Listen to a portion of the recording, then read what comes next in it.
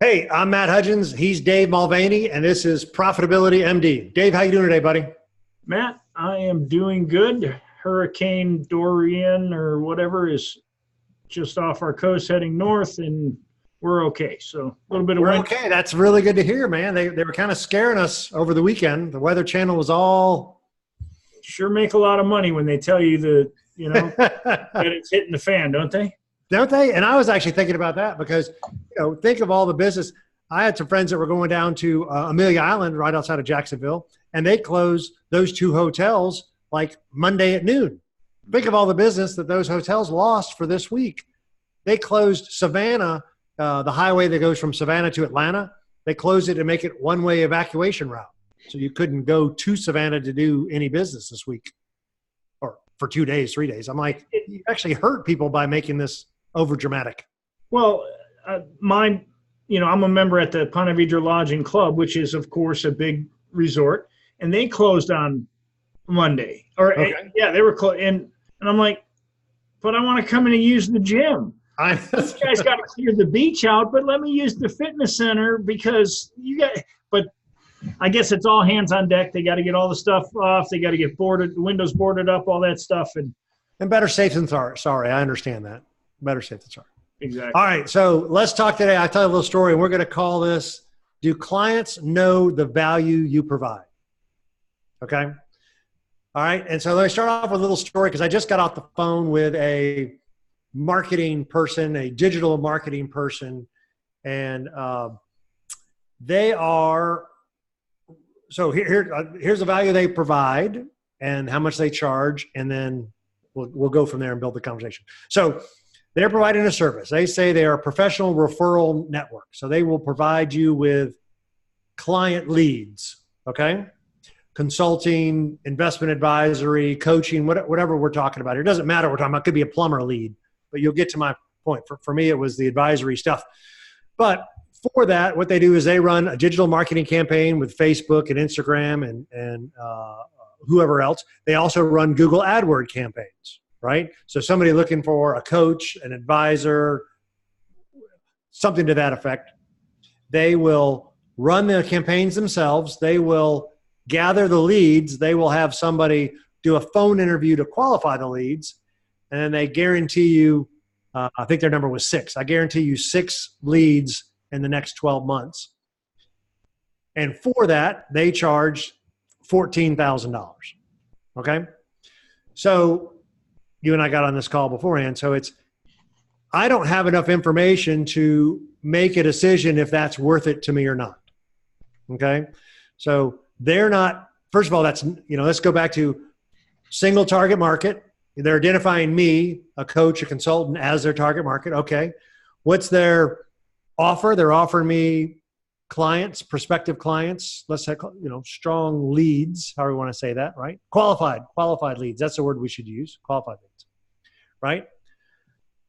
But they have a number on it, 6. We'll guarantee you 6. I don't know, like you made a great point. What'd you say? If they get more than 6, why would they give them to you? Yeah, I mean, that's a good question. We guarantee you at least 6. Well, by the time they get to 6, why would they've got you what they said they'd get. Why would they keep working? Right. Why would they keep working or sell those leads to somebody else? Yeah. Right. That's a very valid point. So especially when they're getting $2,350 a lead. Right. Man, right. That is what kills me about that. That is the most expensive lead on the planet. Yes. So run those numbers. So I can't make a decision. So in other words, let's say I get 6 leads. What is that lead worth to me? Right. Qualified leads. If the lead's worth $100,000, okay. Right. That's right. Is it? And what's the conversion ratio, right? Do their leads come to you really qualified? Like if I get a lead from a CPA or a consultant or a lawyer, there's about a 90% chance, or a friend, there's a 90% chance that guy becomes my client. If I get I don't know how qualified, if I get a random lead like this, I doubt it's a 90% close rate. I don't know what the close rate on that would be. Do you have any? Is that a 10% close rate? Is that a 25? Am I going to get 1 or 2? Am I getting 4? It would appear to me that this is where I think a lot of people miss the boat. It's very possible that when I say a lot of people, that's why we title this, do your clients know the value you provide? Because you undoubtedly asked this person, hey, all right, if I spend this $14,000, what's that lead going to look like? Are they worth millions? I mean, do I set up the criteria of what is a lead? But this person couldn't give you that answer, right? I mean, that's right. And so it would be right. So this goes back to, I don't know if that's a $1,000 client or a $20,000 client, right? So I would have to know that number. What is this client worth to me, right? It's a $10,000 client, let's say. Well, that means that's $60,000 of potential, right? If I can close half of them, I would make $30,000, and I owe them 14. I would do that all day long, right? But if I only closed one and it was worth 10,000, then I would make 10, but I paid them 14. It's not worth it. What if they're only worth $2,000 or $3,000? Now I would have to close all 6 to get $18,000, right? To cover their $14,000 expense. That's a big risk. That's definitely not what I would call an irresistible offer. You didn't make it irresistible for me to say yes to you. Most of the times it should be, if it's when you're in sales or marketing and you're presenting, let's call it new budget items. Not the reason I say new budget items, because for instance, I own an LED company and we work with commercial and industrial customers. Well, when we go into a business, they're already spending that money. They're giving that money to their utility company right now. They're paying people to maintain their lighting in their parking lots and their warehouses. So it's already a budget item. So to have savings, there's only 2 ways a company can increase revenues. They either, basically increase profits or decrease expenses. So the decrease in expenses is an easy thing to look at. What this person is proposing to you is increasing revenue. Now, in my opinion, I'm not speaking for everyone, but if I'm going to propose to somebody to increase your revenue, so you're going to spend this amount, your value proposition has to be 5 times. It can't be less than 5 times. And you got to be clear how you're going to get me to the 5 times. Right. You know what I'm saying? This person should have been able to say, well, Matt, we know that, we're going to be able to bring you at least $70,000 of business from those 6 leads, and here's why. Right. We've had proof, we've had experience with it, right? Even that, if you don't have experience, you could have a contingency, right? Charge me. What do lawyers do? A lot of lawyers charge a retainer fee, and then the contingency, if we win the case, I get 1/3 of the value of the client, right? 1/3 of what your winnings are, right? You could have done a value proposition that way. If you're unsure of what the value you provide is, it would, hey, instead of 14,000, it's going to be 50% of the value of the clients you bring in over the next year, right? And then I'll be like, oh yeah, I make 2 and you make 1. That's a good return on my investment, right? But you're making me take all the risk. This is not an irresistible offer. No. Now, I had a thought when you were mentioning this. Not everybody has a product. Like if we were talking about my windows last week, about maybe me getting new windows, that's not a savings per se, but it could be a savings because of the savings like you were talking about for the my utility bills. The windows will pay for themselves over a 2-year, 3-year period. You could quantify that, right? But you could also provide the value. I was thinking about a restaurant. We talked a little bit about a restaurant offline. Would be maybe you don't have to provide savings for your meal per se, but it's a more fun environment, family-friendly environment, or romantic environment. And that's the value you provide, right? Doesn't always have to be a monetary value. You could provide peace of mind. You're a financial advisor. I think Dave Ramsey is called financial peace. I think he's called financial peace. So that's what he's providing, not necessarily a dollar amount, but financial peace, right? What does a therapist provide you with? A therapist doesn't provide you a monetary value per se, but they bring you peace of mind, right? Oh, yeah, they solved a problem. Yeah, it's not always money, because we said, do your clients know the value you provide? The value in most cases is not the money. In this case, it's not the money, because if they're going to hand you 6 prospects, what they're really handing you is maybe X amount of time that you're not having to do certain networking things. Or what they're also handing you is what you're going to do with the money. Right. When you can find out your client's why, okay, why do you want $70,000 more? And then let me show you how I'm going to get you there.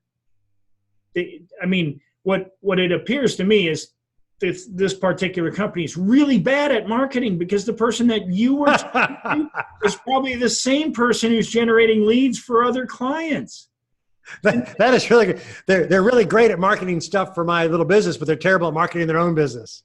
Yeah. That would be a disconnect. You're exactly right. They're not single target market, they got right, but they're not compelling their best prospects, which is me. They're not educating and motivating me, and they're definitely not making an irresistible offer to me. Right? They're not doing any of that stuff. Not if you weren't convinced, because they couldn't answer your questions with a specific answer. Right. They couldn't quantify their value to me. Right? Their answer was, well, it depends whatever your normal closing ratio is. We don't know what your closing ratio is, so I don't know how many of those 6 you're going to close. Okay. Well, first of all, you should know, because you should be doing this for other people, right? That the people we provide leads for, they close 25, 35, 40%. They should know that number, right? Mm-hmm.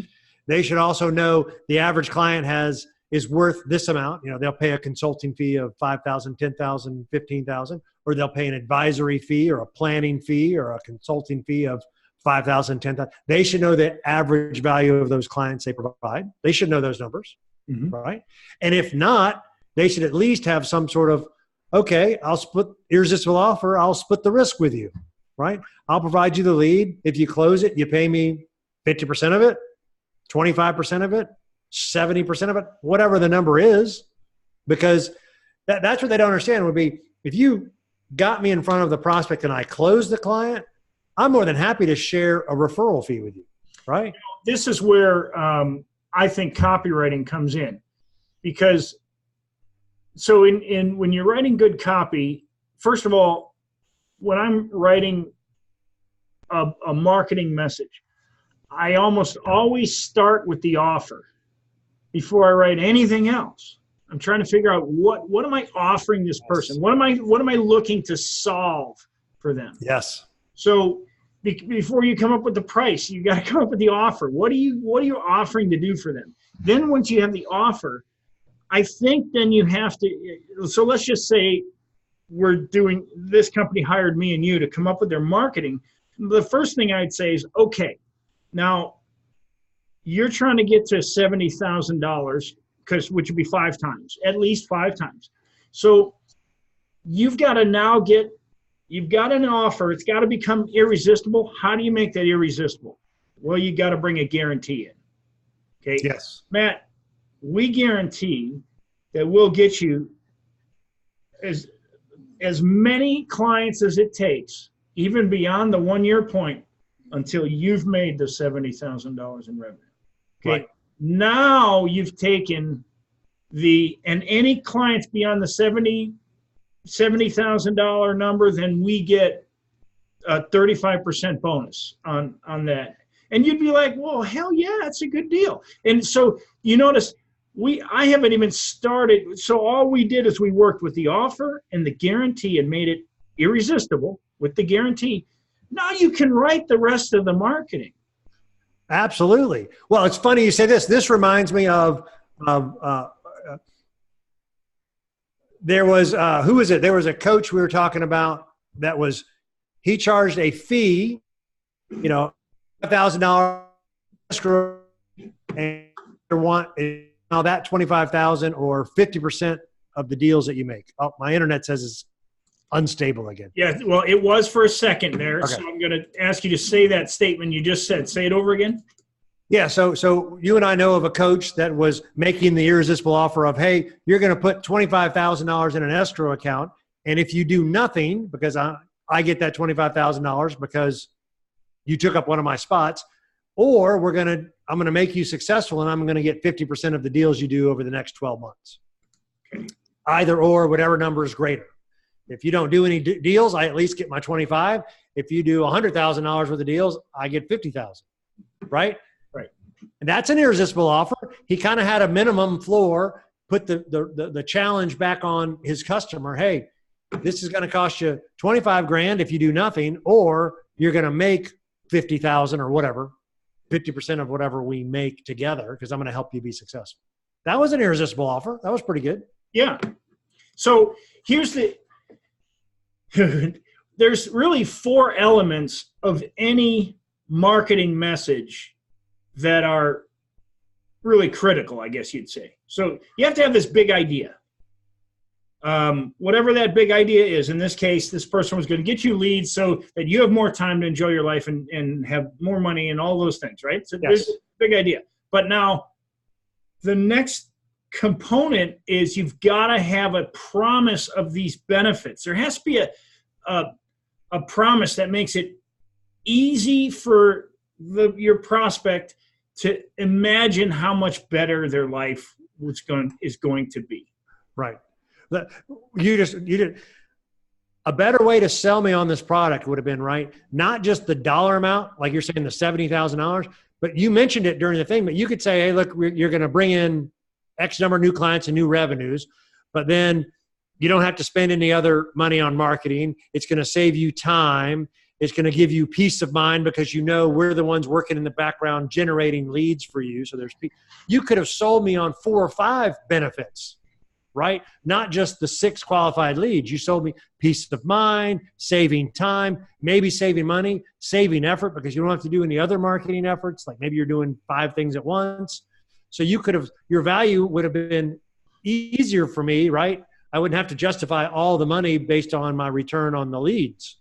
It could have been peace of mind or time saved or comfort or ease, or now I know what I'm going to do for marketing, right? Yeah, you could have sold me on a lot of benefits. That's the point. So no matter what, you got to have the idea. You got to have that promise of these benefits, whatever, and the person needs to know those benefits before they start even pitching you.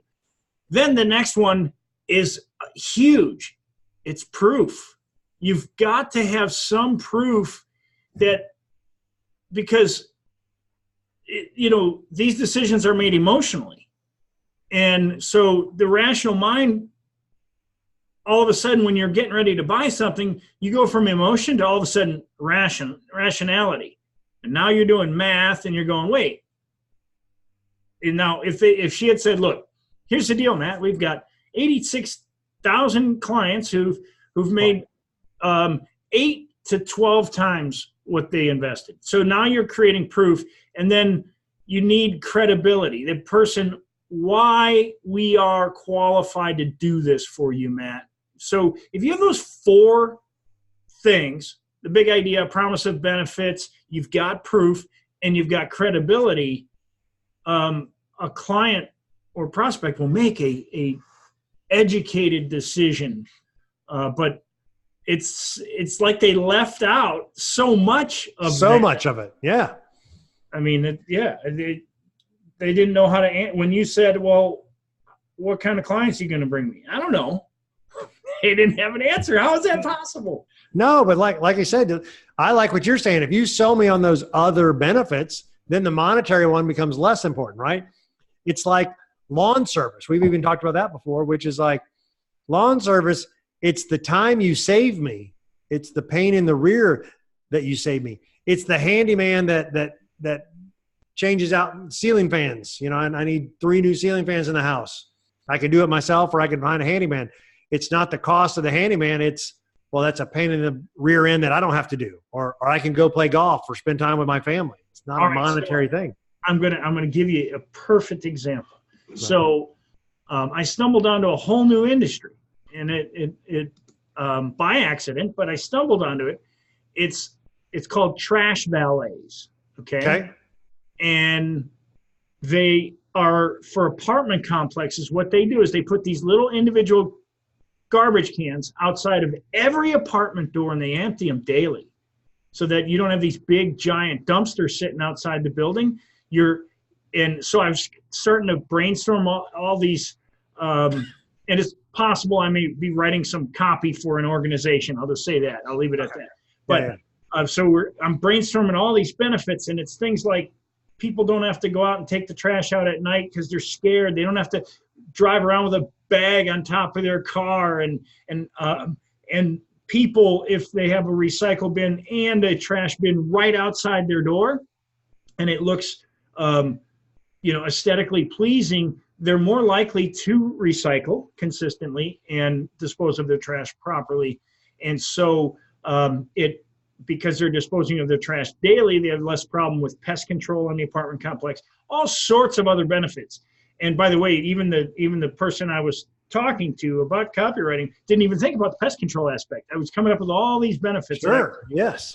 And of course, this is not cheaper than putting a dumpster outside. You gotta go people. So you've got to be really good at presenting the promise of benefits if you're going to make people spend more money. So the benefits have to outweigh basically the cost. Now, in your case, you could probably get there. I mean, 6 clients, let's say it would bring you $70,000 of revenue. But if that $70,000 gave you, let's just say that gave you 10 extra hours a week, or even 5 extra hours a week, that might be worth, you might say, wow, I've got 5 more hours that I don't have to prospect this week. That's a pretty good deal to me. If I could, that's 1 round of golf. Right. Or like you said, if that's 1 client and every other month, right? Gosh, that could be a good steady stream. And then if whatever your goal is, 1 client a month, 2 clients, 5 clients, whatever your goal is, well, gosh, that it is the goal, or it takes care of half the goal, or right. Yeah. There are other benefits that you and I are coming up with here in this conversation that the salesperson didn't pitch me on, 30 minutes ago, whenever that call was. And the reality is that's probably why we have a podcast called Profitability MD, because people don't do this.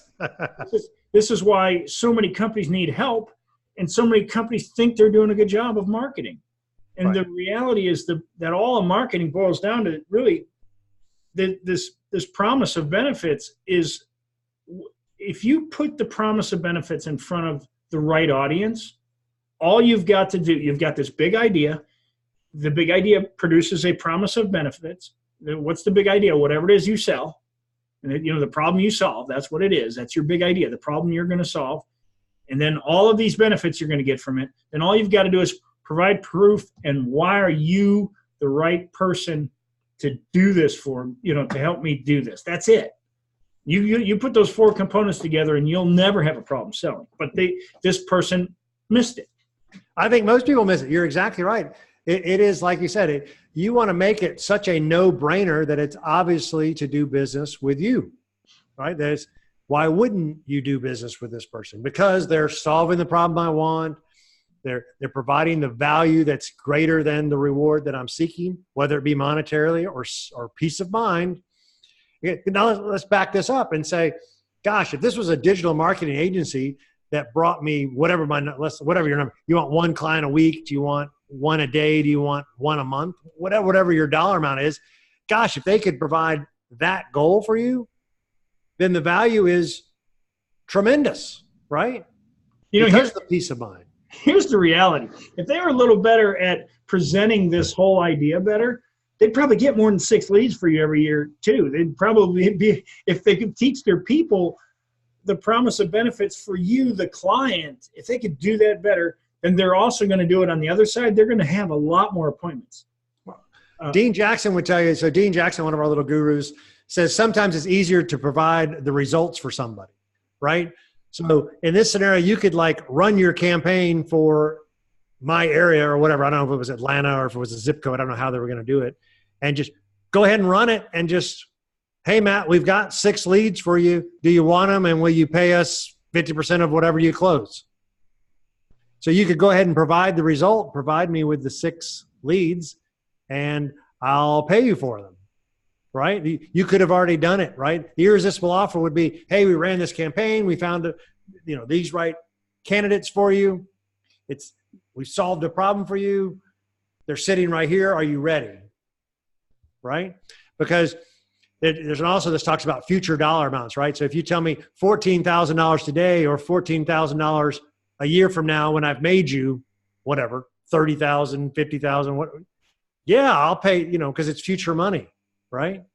Well, if I would play devil's advocate there, I would be like, well, Matt, if I generate these leads and I give them to you, I don't know your ability to close those. And therefore, that's why we have to charge you up front. Of course, that's my salesmanship 101 kicking in, saying, I don't know that you can close them even if I get great leads. But then it's not an irresistible offer. I understand the circular argument. You're exactly right. Dean Jackson talks about that is a circular argument, and you can make that till the cows come home. But how are you going to get the prospect off the fence? In that scenario, when you say, well, Matt, I don't know how good you are at closing, now you become your own bottleneck. I could run the campaign and generate leads for you, but I don't know if you're going to close them. So now you're your own bottleneck. So, you're at an impasse.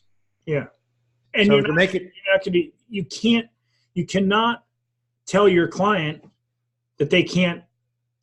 You're trying to say, I'm going to give you good leads, and either they're good leads or they're not good leads. If they're not good leads, I can't close them. Well, or maybe there needs to be a training on how to close them.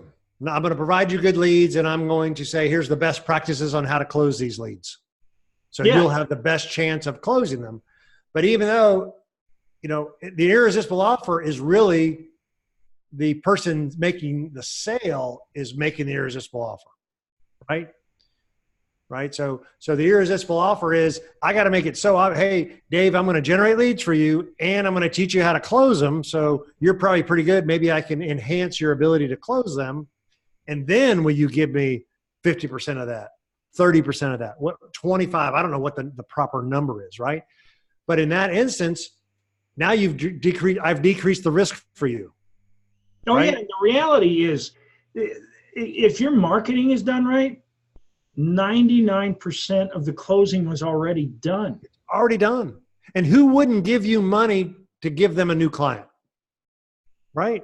Who wouldn't say, go back to your locksmith days and whatever the value of a locksmith client is, hey, Dave, they're worth $100. If I bring in a new client for you, will you pay me $25? Yeah. Like, well, yeah, there's a vending machine. You bring me a client, I make 100, I give you 25, I netted 75. I'll do that. Cha-ching. Go get me 500.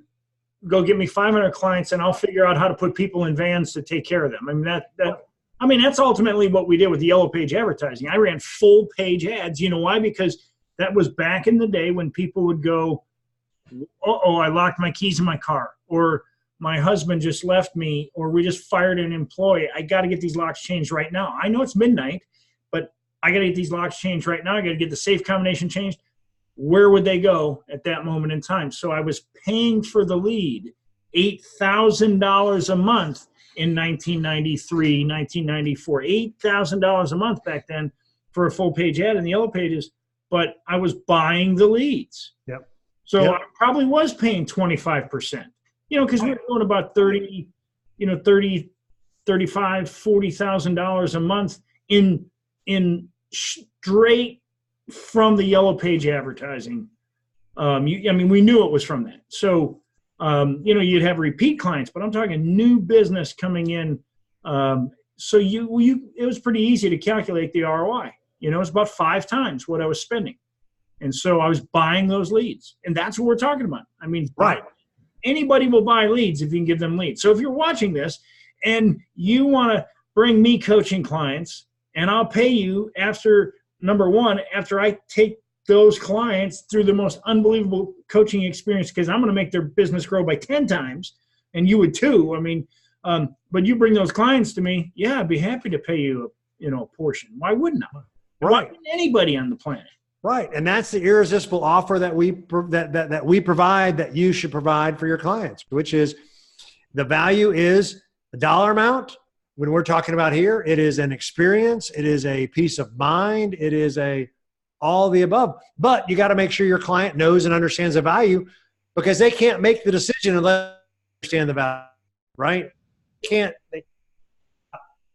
I've had a friend of, how do we say that? Friend of my daughter's father, so he's probably my age, had a stroke this past week, right? Had another friend who's my age who had, what's the other one? The heart attack. So one's in your brain, right?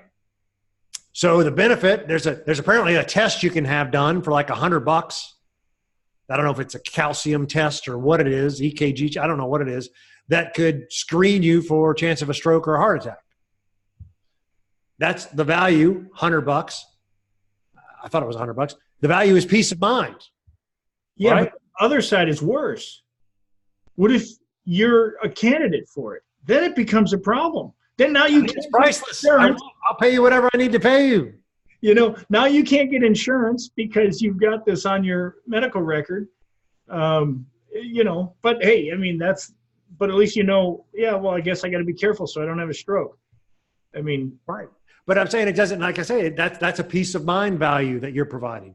But the client needs to know that value, right? Price doesn't mean a thing without value attached to it. Right. And the value isn't always, like we said, a 5-to-1 return. That's awesome. The value could be peace of mind. It could be convenience. I call myself a lot of times an outsourced solution, an outsourced provider, right? You and I have talked about the benefits of coaching are, do you think Roger Federer, who actually just lost in the 5th set last night, sadly, I was very disappointed, stayed up late to watch that match. He's got a coach. He's got a tennis coach, a fitness coach, a mental coach, right? That guy is one of the best players of all times.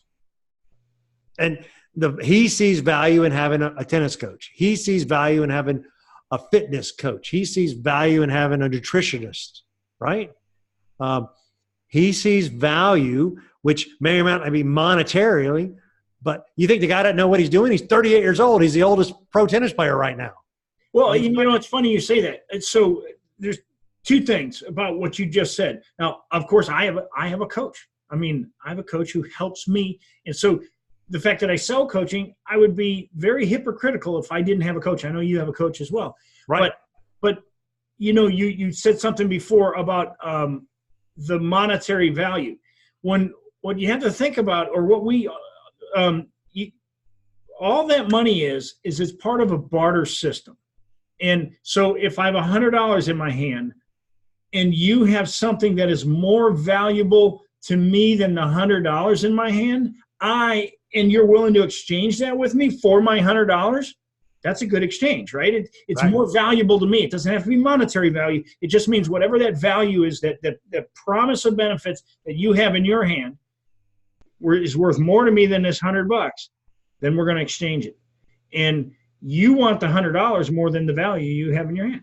So the exchange is a good exchange. And so whether it's $10,000, $5,000, $100,000, doesn't matter, as long as the benefits, the value I'm going to receive is more than the dollar figure that I'm going to trade for, that's a winning trade every single time. And that is, so it goes back to our thing, do clients know the value you provide? So you need to articulate it. You need your value proposition, our little buzzwords, our value propositions. You need your marketing message. What's the message that portrays, that lets them know the value they're receiving, the benefits they're receiving? You have to know who that target audience is, so that message will resonate with them. We got to know the language that message needs to be delivered in, right? And we need to speak that language back to them so that they know or understand that the value that they're getting, right? And so I used this example this morning. This was interesting. We've talked about this in the past. So people come to you typically, I say you, it could be a coach, a consultant, financial advisor, a lawyer, a CPA, right? Let's call it service provider, doctor, chiropractor, veterinarian. People come to you, first of all, given they know, like, and trust you, you're a competent, whatever, lawyer, estate planner, right? But the real reason, there are 2 main reasons they find this out through research, is that the way they articulate it is you have a history of helping people in my situation, right? That's number 1. And number 2 is I feel that you know and understand my personal situation, right? So listen, my dad might have to have some back surgery, right? So there are a lot of back surgeons in Atlanta. You want a neurologist apparently instead of just whatever. But he's going to go to the people who has the most experience doing this particular Lappenstock, I don't know what it's called, particular surgery, who's got that most experience and who's had successful results with people doing that specific surgery.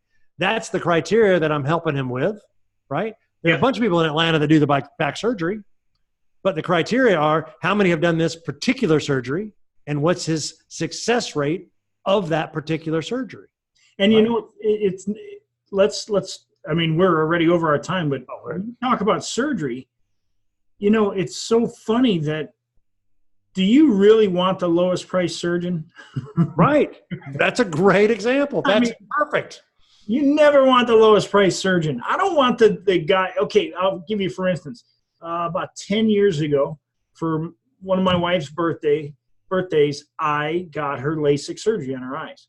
Now, we went to the second most expensive eye surgeon in town at the time. It was very expensive.